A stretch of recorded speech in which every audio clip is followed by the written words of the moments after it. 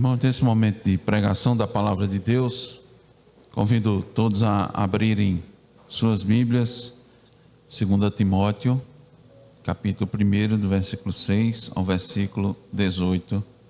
Nós já adiantamos para os irmãos que iniciamos na semana passada uma série de exposições nesse texto. E o título do sermão, desses sermões, será sempre o mesmo. É Sem Vergonha do Evangelho. Diz a palavra de Deus: por esta razão, pois, te admoesto que reavives o dom de Deus que há em ti pela imposição das minhas mãos. Porque Deus não nos tem dado espírito de covardia, mas de poder, de amor e de moderação.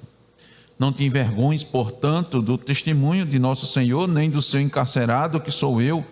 Pelo contrário, participa comigo dos sofrimentos a favor do Evangelho, segundo o poder de Deus, que nos salvou e nos chamou com santa vocação, não segundo as nossas obras, mas conforme a sua própria determinação e graça, que nos foi dada em Cristo Jesus antes dos tempos eternos, e manifestada agora pelo aparecimento de nosso Salvador, Cristo Jesus, o qual não só destruiu a morte, como trouxe à luz a vida e a imortalidade mediante o Evangelho, para o qual eu fui designado pregador, apóstolo e mestre, e por isso estou sofrendo estas coisas. Todavia, não me envergonho, porque sei em quem tenho crido e estou certo de que Ele é poderoso para guardar o meu depósito até aquele dia. Mantenha o padrão das sãs palavras que de mim ouviste com fé e com o amor que está em Cristo Jesus. Guarda o bom depósito mediante o Espírito Santo que habita em nós. Estás ciente de que todos os da Ásia me abandonaram. Dentre eles cito Fígelo e Hermógenes. Conceda o Senhor misericórdia à casa de Onesíforo, porque muitas vezes me deu ânimo e nunca se envergonhou das minhas algemas. Antes, tendo ele chegado a Roma, me procurou solicitamente até me encontrar. O Senhor lhe conceda naquele dia achar misericórdia da parte do Senhor. E tu sabes, melhor do que eu, quantos serviços me prestou ele em Éfeso. Amém. Oremos mais uma vez. Senhor Deus, que o teu favor, ó Deus, seja sobre nós na exposição da tua palavra, a unção do teu Espírito, o dirigir, ó Deus, da nossa boca, para glorificarmos o teu nome. Que tu concedas, ó Deus, entendimento a todos os ouvintes, ó Deus. Não, ó Senhor, te pedimos, humildemente, ousadamente, que o Senhor não deixe de fazê-los entender, Senhor, as verdades aqui contidas. A entender, Senhor, do Evangelho, do poder do Evangelho, da necessidade do Evangelho e de teu Filho bendito. Em nome dele te pedimos. Amém. Sem vergonha do Evangelho, irmãos. Essa é a segunda parte. E eu quero relembrar aos irmãos a primeira parte. Os primeiros versículos que nós expusemos, o versículo 6 e o versículo 7. Quando Paulo começa a exortar Timóteo a permanecer firme em seu chamado ministerial. E para permanecer firme, ele não poderia ter vergonha do Evangelho. Essa é uma característica, essa é a temática, irmãos, que nós vimos na leitura de todos esses versículos. É isso que Paulo quer chamar a atenção de Timóteo, quer chamar a nossa atenção. A mensagem continua sendo para nós a mesma mensagem, mas aplicada às nossas vidas, aplicada à nossa condição, aplicada à nossa época, porque essa palavra, irmãos, ela não depende do nosso contexto social. Essa palavra não depende do nosso contexto econômico. Ela não depende se você é rico, se você é pobre, se você é classe média. Ela não depende se você hoje está vivendo na pós-modernidade, ou não dependia de ser relevante somente na época do apóstolo Paulo, de quando foi escrita, de forma alguma. Os crentes do período medieval leram essa palavra e ela também trouxe significado para eles. Nós não precisamos, nós não devemos jamais ter vergonha do Evangelho. Paulo disse: Timóteo, a fé genuína que você recebeu, porque nós recebemos fé, nós não nascemos com fé. A fé genuína que você recebeu deve produzir uma ação de firmeza, de fidelidade, de perseverança. Daí Paulo dizer: reavives o dom de Deus. Não porque esse dom tivesse desaparecido, porque isso não acontece, mas porque o medo, as dificuldades e as pressões podem levar o crente, como estavam levando Timóteo, ao desânimo e até à negligência. Então por isso que eu estou dizendo, isso é relevante nos nossos dias, porque pode ter certeza que haverá circunstâncias na sua vida em que diversos fatores vão convergir e você vai ser posto numa situação de se envergonhar do Evangelho. Você vai precisar escolher entre Cristo e sua família. Vai. Porque Cristo vai botar você nessa prova. Tenha certeza disso. Ele vai colocar você numa situação em que ele está de um lado e seu pai está do outro. Quem você vai escolher? Quem você vai ter vergonha? Cristo vai estar de um lado e seu filho do outro, seu esposo do outro, seu vozinho, sua vozinha que você tanto ama. Você vai ter que escolher. Você vai se envergonhar de Cristo? Você vai precisar escolher entre seus amigos, suas amigas queridas, que tantos anos estavam andando com você, compartilhando coisas, mandando zap para lá, zap para cá, links, curtidas. Você vai precisar escolher. Você vai precisar escolher entre seu namorado, sua namorada, seu noivo, sua noiva ou Cristo. Vai ter que escolher entre suas concepções, suas ideias, seus pressupostos e Cristo. Paulo disse: você vai precisar ter muita disposição, Timóteo. Reavives o dom, o ânimo, porque Paulo disse a Timóteo: Deus não lhe concedeu espírito de covardia. Esse espírito de covardia é aquele medo que paralisa a fidelidade a Deus. E esse medo não procede do Senhor. Paulo diz: em vez disso, Deus nos concede espírito de poder, de amor e de moderação, de disciplina espiritual. Mas poder para quê? Amor para quê? Disciplina para quê? A resposta, Paulo diz: para não se envergonhar do Evangelho, para sofrer pelo Evangelho. É por isso que o Espírito Santo lhe dá poder.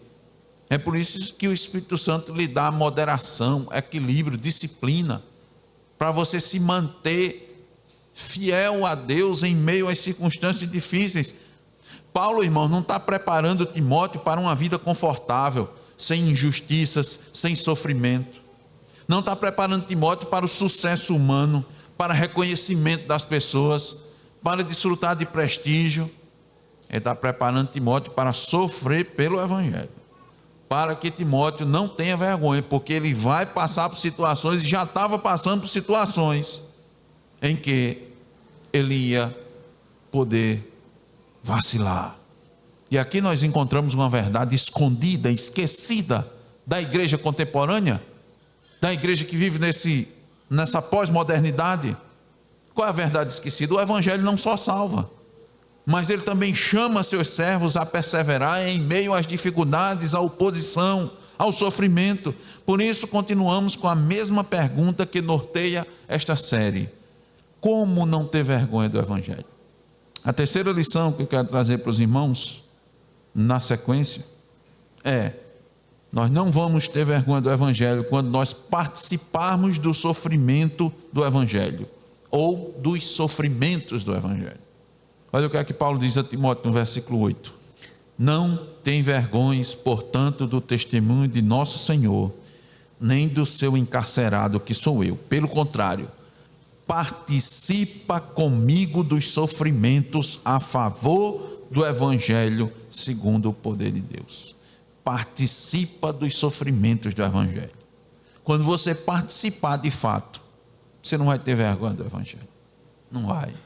Mas enquanto você não participar, pode ter certeza, você vai ter vergonha do Senhor e do Evangelho. Veja que Paulo, depois de falar sobre o dom recebido e sobre o Espírito concedido, porque ele disse a Timóteo: olha, você recebeu um dom e o Espírito Santo foi te concedido, o Espírito de poder, de amor e de moderação.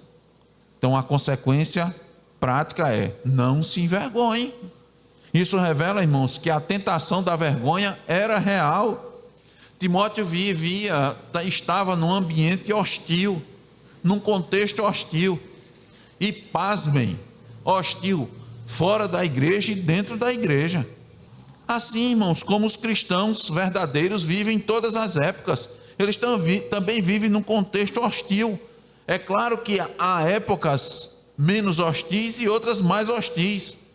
Mas entenda, no mundo caído que vive em trevas, influenciado por Satanás, sempre vai haver momentos de constrangimento para o cristão. Sempre vai haver situações de hostilidade. Pode ser que para você, meu irmão, hoje o contexto de Timóteo seja bem diferente. Por quê? Bom, relembrando para os irmãos, o mentor de Timóteo, o apóstolo Paulo, estava preso. A perseguição aos cristãos aumentava. Muitos abandonavam Paulo, nós vimos na leitura. Outros abandonavam a fé na própria igreja, crendo em heresias. Paulo escreveu a primeira carta, também orientando nesse sentido, a Timóteo combater os falsos mestres, que estavam dentro da igreja. Você diz, mas meu contexto não é muito esse não. Mas você passa por situações de tentação, de ter vergonha do evangelho. Porque se você está associado ao evangelho, você está assumindo risco. Agora, veja, olha o que é que Paulo diz. Paulo não diz a Timóteo, procure escapar do sofrimento, Timóteo. Ele não diz isso não. Ele diz, participa comigo dos sofrimentos. Meus irmãos, como é diferente essa mensagem, esse evangelho. O que você escuta por aí, a mensagem é, pare de sofrer. E Paulo diz o contrário, irmão. Por isso que esse evangelho que é pregado aí é outro evangelho. É um falso evangelho. Não tem base nas escrituras. O sofrimento faz parte do contexto do ser humano por causa do pecado. Desde o Éden, irmãos, até a segunda vinda de Cristo, não vai se padecer. Ou você vai padecer pelo evangelho, ou você vai padecer pelos seus pecados. Você vai sofrer pelos seus pecados, consequência dos seus pecados. Mas Pedro diz, se alegre quando você está sofrendo pelo evangelho, pois está associado a Cristo, pelo nome de Cristo. Então essa mensagem que está por aí, pare de sofrer, é antibíblica, é diabólica, não tem lastro na escritura. Digo e repito para os irmãos, Cristo disse, no mundo tereis aflições. Por que você vai ter aflição? O crente vai ter aflição porque ele está associado ao evangelho, a Cristo, porque ele ama o evangelho, ele ama Cristo. Segundo um comentarista bíblico, irmãos, ninguém, preste bem atenção nisso, ninguém deve pensar que pode seguir Cristo fielmente e ao mesmo tempo evitar toda oposição do mundo. Não tem como. A fidelidade ao evangelho inevitavelmente produz conflito com o mundo que rejeita Cristo. Por isso Paulo diz, não tem vergonha, portanto, do testemunho de nosso Senhor. O evangelho sempre foi e sempre vai ser, o evangelho genuíno, ofensivo ao homem natural. Foi ofensivo aos judeus, aos romanos, aos filósofos gregos e continua sendo ofensivo hoje. Mas uma pergunta eu sei que cabe. Disse, mas pastor, o evangelho não significa boas novas? Como é que uma boa nova pode ser ofensivo?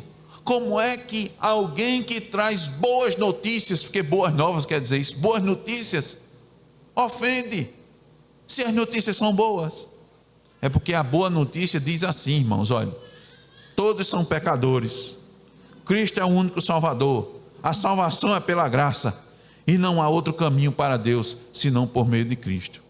Ela é ofensiva, e muitos irmãos têm vergonha dessas verdades.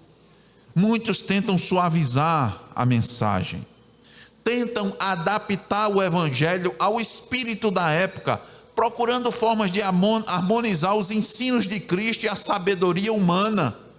Digo e repito, como alguns pregadores dizem por aí, nós não podemos mais ler a Bíblia nos dias de hoje como ela foi escrita há 2000 anos atrás. Há conhecimentos hoje que surgiram, há um novo momento da sociedade, há novas concepções, na qual o Evangelho precisa ser relido. À luz de quê, irmãos? Da sabedoria humana? Dos costumes da nossa época? Paulo diz: não se envergonhe do testemunho do Senhor, e acrescenta: nem do seu encarcerado, que sou eu. Isso é um contraste, irmãos, impressionante. O maior missionário da igreja daquela época estava preso. Daquela época, eu acho que de todas as épocas. Estava preso como um criminoso. Humanamente falando, Paulo parecia derrotado, mas Paulo não tinha vergonha das suas algemas. Não tinha. Aquelas algemas eram evidência da fidelidade ao Evangelho. Então ele disse: não te envergonhes do prisioneiro, que sou eu. Paulo estava dizendo: eu não sou prisioneiro de César, eu não sou servo de César, eu sou servo de Cristo, eu sou um prisioneiro do Evangelho. E Timóteo, irmãos, deveria permanecer ao seu lado, mas muitos abandonaram Paulo, se envergonharam de Paulo. A pressão era grande, como a pressão é grande nos dias de hoje. Tu crê nesse Evangelho? Tu crê nessas palavras escrita por homens? Tu crê nesse negócio escrito há tantos anos atrás, num contexto de uma sociedade completamente diferente? Presta atenção, tu não está vendo os erros não, tu não está enxergando as contradições não. Olha, abre o olho. Tu não tem vergonha não? Tu está seguindo a quem? Tu está seguindo a Paulo, o prisioneiro, a pessoa que se diz apóstolo e está preso na cadeia, criminoso, vai ser morto, rapaz, esse cara. Tu quer seguir o exemplo dele? É? Tu está ouvindo a quem? Tu tá conduzindo tua vida por quê? Por um pastor? É? Oxe, tu está indo pela cabeça daquele homem? É? Tu é muito inteligente, rapaz, tu é muito sabido, tu vai pela cabeça dos outros. Ele pega, abre a Bíblia e diz o que quer e tu vai acreditar. Não tenha vergonha, irmãos, do Evangelho. Não tenha vergonha do Evangelho, não. Não tenha vergonha da impopularidade da verdade. O Evangelho é impopular.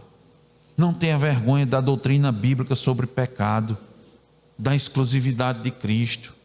Rapaz, isso é muito radical. O pastor acabou de dizer há pouco: eu tenho que escolher entre Cristo e minha avó. Está doido? Minha avó foi quem me criou, foi quem me acolheu. Se eu tiver que seguir a Cristo, eu vou ter que discutir com minha avózinha, com meu pai, com minha mãe. Eu vou ter que dizer um não para ele. Eu quero ir para a igreja no domingo louvar o Senhor, mas meu pai e minha mãe me chamam para ali, me chamam para lá. Eu vou ter que dizer um não para ele. Vai. Isso é muito radical. Nem uma vezinha. Não, Cristo, no dia do Senhor, isso é uma santa convocação. Não, isso está errado, tem alguma coisa errada aí. Exclusividade de Cristo, soberania de Deus. Quem manda na tua vida? Não é tu não? Não, manda na minha vida não, é Cristo que manda. Oxe, tá doido? Como é que tu sabe? Não, na palavra de Deus diz que ela é lâmpada para os meus pés e luz para o meu caminho. Rapaz, tá ficando doido. Tu não tem raciocínio não, tu não pensa não, tu escolhe, rapaz. Tenha vergonha não, irmãos, da santidade, dessa autoridade das Escrituras sobre sua vida. Porque a pergunta é a seguinte: estamos dispostos a permanecer fiéis quando a fidelidade tem custo? Porque para muitos a fidelidade não tem muito custo não. Você diz que é crente, mas na hora do conflito você dá um jeitinho, né? Tem o famoso jogo de cintura, né? Nem tanto a terra, nem tanto ao mar. Vamos aqui, né? Agradar um e a outro, gregos e troianos. Mas quando a fidelidade tem custo, você está disposto a permanecer fiel? A coragem cristã, irmãos, se manifesta não quando tudo está indo bem, quando tudo está fácil, mas quando seguir a Cristo exige sacrifício. Pergunte a você mesmo: que sacrifício você tem feito para ser um verdadeiro discípulo? Você acredita que vir às reuniões da igreja é um sacrifício a favor do Evangelho? Aqui no nosso caso é na quarta de noite, no domingo de manhã, no domingo de noite. Você acha que isso é um sacrifício? É muito. Está tomando muito seu tempo, seus afazeres. Você tem muita coisa para fazer, né? A casa, os filhos, muita coisa. Muito sacrifício. Vim aqui, vou vir uma vez. Tá bom demais, não tá? Deus sabe do meu coração. Isso é muito sacrifício, está tomando muito tempo do meu lazer. Tem muita coisa para ver, muita coisa para estudar. Muitos irmãos nossos aqui no Brasil, há alguns anos atrás e até nos dias de hoje, precisavam andar quilômetros a pé no meio do mato, como a gente diz, com seus familiares para poder ouvir a palavra de Deus, uma vez por semana. E eles iam, irmãos, e vão, muitos ainda vão. Você acha que é muito sacrifício conduzir sua família nos caminhos do Senhor? Porque para isso você tem que contrariar alguém, como nós vimos, contrariar vozinho, vozinha, pai, mãe, contrariar sua esposa, seu esposo. Meu irmão, há quem já perdeu e tem perdido esposa por causa do Evangelho. Não é só contrariar, não. E agora experimenta a solidão. Mas sabe de uma coisa? Ele é consolado pela presença de Cristo. A Bíblia diz que aqueles que perderam por causa do Evangelho, pai, mães, irmãos e irmãos, encontram estes na igreja. Muito mais irmãos e irmãs.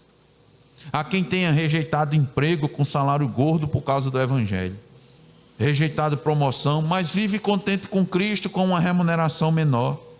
Há exemplos de quem foi demitido porque não tinha vergonha do Evangelho, perdeu o emprego. Disse: olha, você vai ter que negar o Evangelho. Disse: não tenho vergonha do Evangelho não, pode me demitir. Pois está fora. Então está bem, o Senhor vai me sustentar. Você acha que faz sacrifícios hoje por causa do Evangelho? Não desmarque 2 Timóteo não. Abra sua Bíblia em 2 Coríntios capítulo 11. Quero que você acompanhe bem atentamente essa leitura. 2 Coríntios 11, a partir do versículo 24.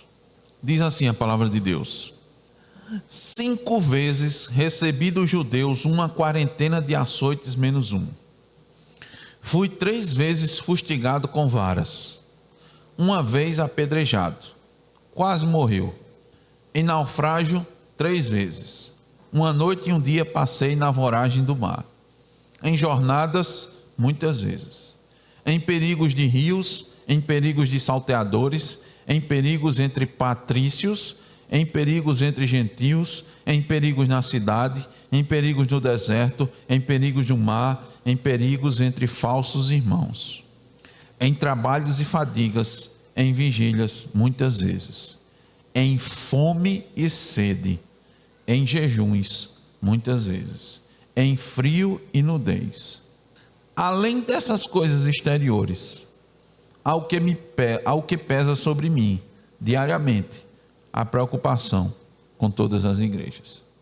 Olhe para esse texto e diga: você faz algum sacrifício por causa do Evangelho? Mas você pode bem perguntar: mas isso se aplica a Paulo, pastor? Um apóstolo, ele foi chamado para isso. Deus o chamou para isso. Esse exemplo assim é bonito para a gente ver, mas o senhor não pode aplicar para nós. Eu vou responder, irmãos, essa afirmação com outro texto bíblico. E já vou lhe adiantar. Você quer desfrutar da glória de Cristo? Porque se você quer desfrutar da glória de Cristo e você não quer desfrutar dos sofrimentos de Cristo, esqueça. Vá agora para outro texto. 1 de Pedro 4, versículos 12 e 13. Veja se isso aplica aos crentes ou é só aos apóstolos. Será que Pedro aqui está falando só para apóstolo? Ele está falando para ele mesmo? Isso que ele escreveu para ele mesmo, essa carta? Será que ele escreveu para Paulo, hein? E para os demais apóstolos? Ele não escreveu não para os irmãos da dispersão, do Ponto, da Galácia, da Capadócia e da Bitínia? Foram para esses não, os crentes. Olha o que ele diz, 1 de Pedro 4,12: amados, não estranheis o fogo ardente que surge no meio de vós, destinado a provar-vos. Ou seja, os crentes serão provados. Se prepare, como se alguma coisa extraordinária vos estivesse acontecendo, Pelo contrário, alegrai-vos na medida em que sois coparticipantes dos sofrimentos de Cristo, para que também, na revelação de sua glória, vos alegreis exultando. Então, para participar da glória de Cristo, tem que ser coparticipante dos sofrimentos de Cristo.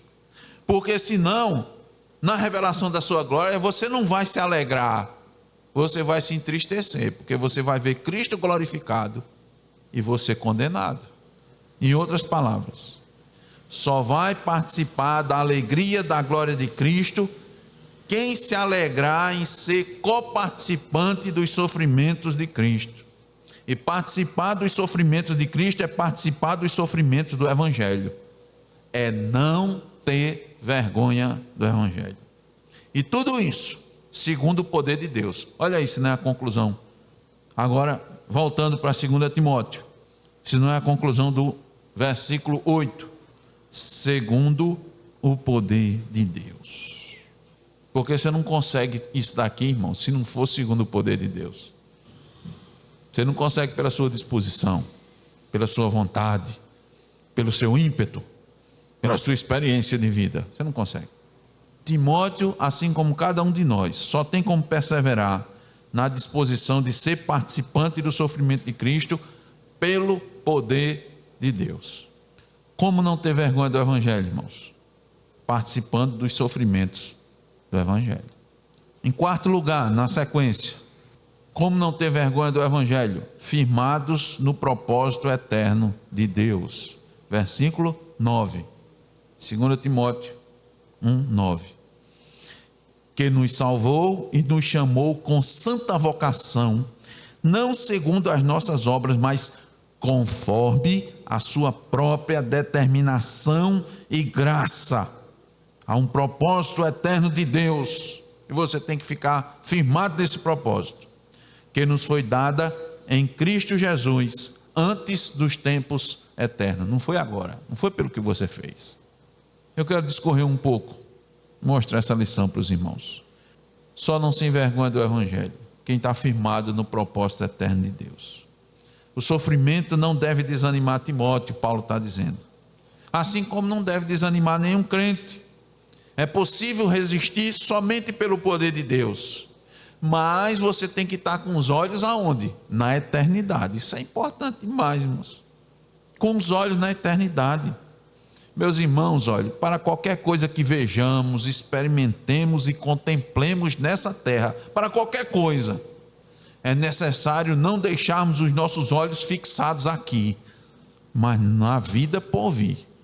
Paulo está dirigindo os olhos de Timóteo para a eternidade, como toda a Escritura está mandando a gente olhar para frente. Em outra passagem ele diz, prossigo para o alvo, para frente, adiante. Quem olhou para trás, irmãos, foi a mulher de Ló. Nós sabemos o resultado. Quem fica com os olhos postos aqui nessa terra, quem fica com os olhos fixos na terra, no que acontece na terra, sem entender a eternidade, sem interpretar os acontecimentos à luz da eternidade, está perdido. Vai ficar aqui na terra, porque a terra vai lhe prender. Que Paulo diz, ó, que nos salvou e nos chamou com santa vocação. Que é isso, irmão? Nossa salvação não é um acidente, não é resultado de sorte, não é fruto da capacidade humana. Nossa salvação nasce do propósito eterno de Deus. É uma salvação que não depende de obras, porque Paulo acrescenta, não segundo as nossas obras. Mais um texto, irmãos, fica claro na Escritura. Salvação não é conquistada, não é merecida, não é produzida por esforço humano, não é contribuição do homem em momento algum. A salvação é exclusivamente pela graça de Deus. Além do mais, ela é baseada no propósito divino. Paulo diz, mas conforme a sua própria determinação, aquilo que ele determinou, e a sua graça. A origem da salvação, irmão, está em Deus. E isso antes que existíssemos. Esse texto está dizendo isso. Antes que você existisse, antes que você praticasse qualquer obra, antes que houvesse mundo, Deus já havia determinado salvar o seu povo. Essa mensagem é ofensiva. Ela ofende o homem quer participar. Agora, por outro lado também, essa verdade não pode produzir arrogância, viu? Mas total humildade, porque tudo é em função de Deus, e toda a glória pertence ao Senhor, e ela deve colocar nossos olhos no propósito eterno dele, para não ficarmos presos ao que ocorre aqui na terra. Paulo está dizendo isso a Timóteo. Timóteo, quando a coisa apertar, Timóteo, fique firme, olhe para o propósito. Ele nos chamou, ele nos salvou. Se você ficar de olho nisso aqui, você não vai ter vergonha do evangelho, não. Quando o sofrimento chegar, seja nosso, o nosso sofrimento, seja o sofrimento do próximo. Onde é que está teus olhos? Se estiver em mim, irmão, nós vamos falhar. Se meus olhos estiverem no próximo, nós vamos falhar. Tem que estar no propósito de Deus, porque diante das circunstâncias, muitos se perguntam: será que Deus não está vendo? Será que Ele perdeu o controle? O que é que Deus quer que nós façamos nesse momento? Bote os olhos no propósito eterno de Deus, bote os olhos em Deus, senão você vai falhar, mas vai falhar em tudo, porque quando nós perdemos, irmãos, a referência de Deus na nossa vida, para tudo, nós nos desviamos do propósito correto, que o propósito final da nossa vida é glorificar a Deus. Então eu tenho que estar com os olhos postos aonde? Em Deus. A minha referência é Deus, e a sua palavra é o evangelho, de quem eu não devo ter vergonha. Eu não posso ter vergonha. Paulo está dizendo, irmãos, o mesmo Deus que decretou nossa salvação governa a nossa história. O sofrimento do presente não anula o propósito eterno. Deus tem um propósito no nosso sofrimento e até no sofrimento da humanidade. E essa mensagem também é ofensiva. Mas a Bíblia está dizendo: o Senhor fez todas as coisas para determinados fins, até o perverso para o dia da calamidade. Provérbios 16:4.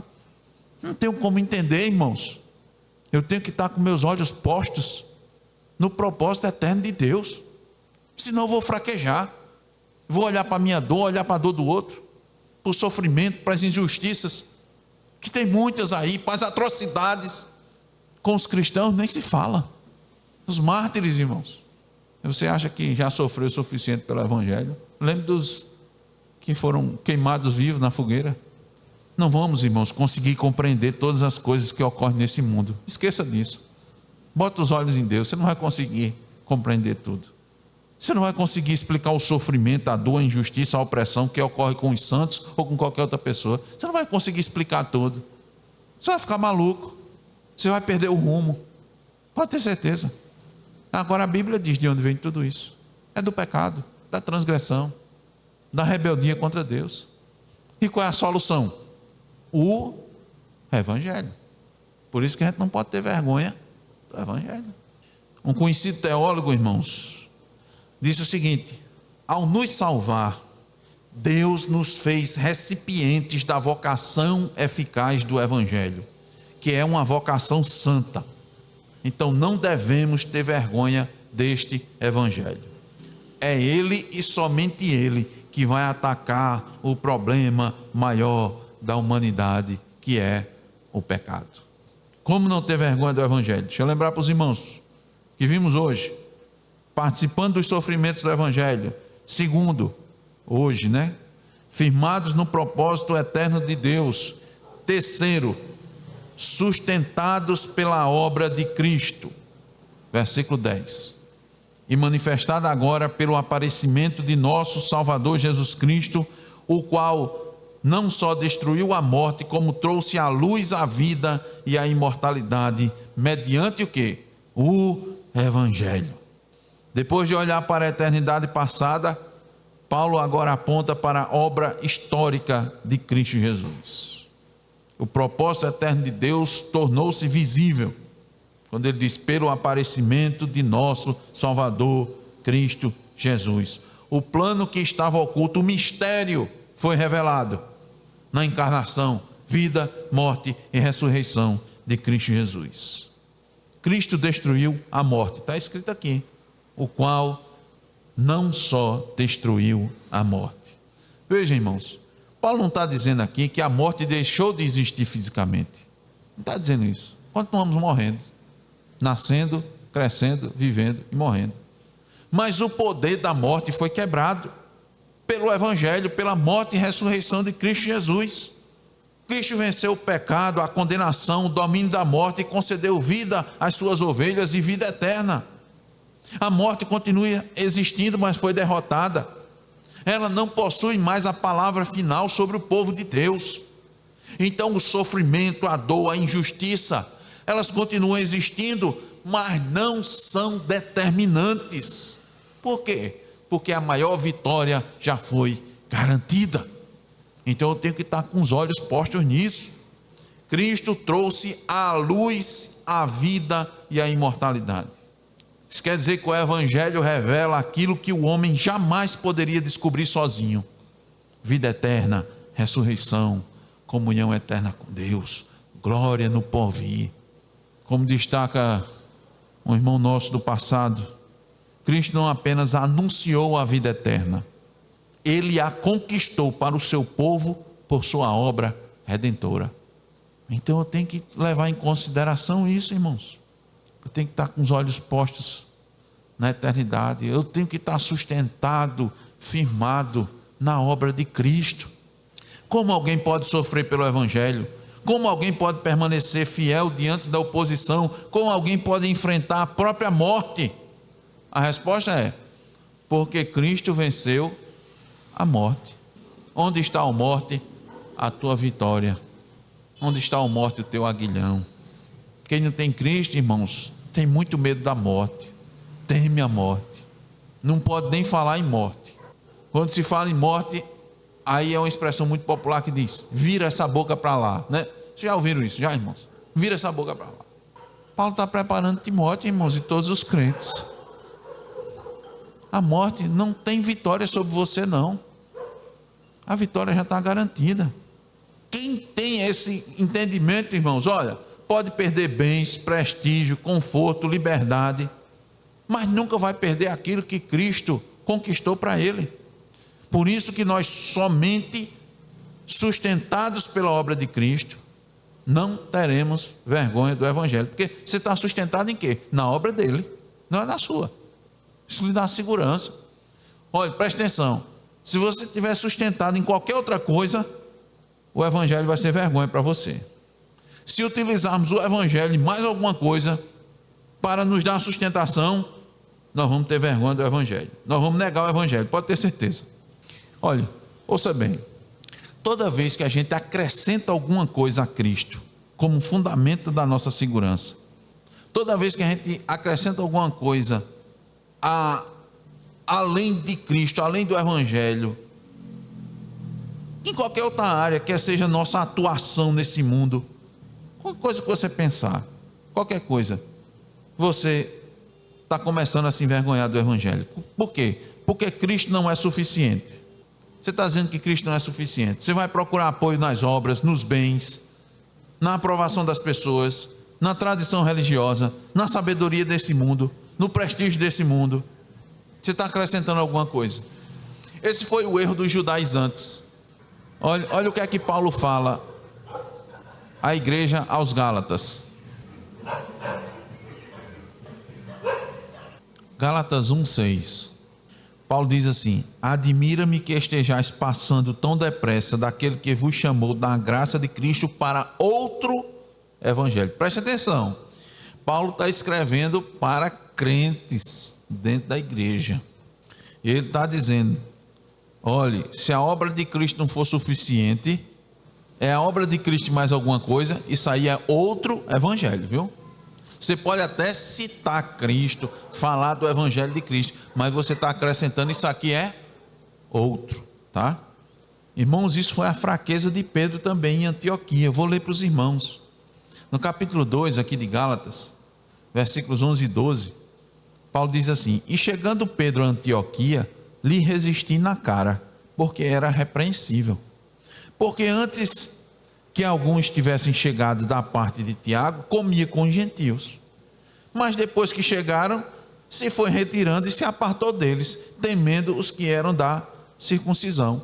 Pedro continuava pregando Cristo, mas sua prática estava comunicando: Cristo não basta, é necessário algo mais.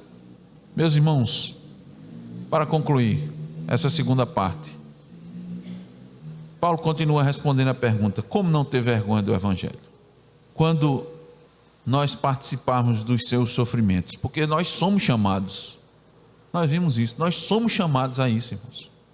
Não vamos ter vergonha do Evangelho quando estivermos firmados no propósito eterno de Deus, que nos chamou, e quando estivermos sustentados pela obra vitoriosa de Cristo. É só a obra dele, nada mais. Sofrimento não é sinal de abandono divino, muitas vezes é evidência de fidelidade, porque o propósito de Deus não pode falhar, irmãos. A graça de Deus não pode ser anulada, a obra de Cristo não pode ser derrotada. Por isso, quando vier a oposição, quando vier a rejeição, o sofrimento, olhe para trás e lembre-se do propósito eterno de Deus, mas não fique só olhando para trás, não. Lembre-se da obra consumada de Cristo e olhe para frente. Lembre-se da vida e da imortalidade prometidas. O cristão não persevera porque é forte, persevera porque Deus o salvou. Ele persevera porque Cristo o redimiu e porque o Espírito Santo o sela e o sustenta. Que o Senhor nos conceda coragem para permanecermos fiéis ao Evangelho, sem vergonha de Cristo, até o último dia. Sola Escritura, sola fide, sola gratia, solus Christus, soli Deo gloria. Amém.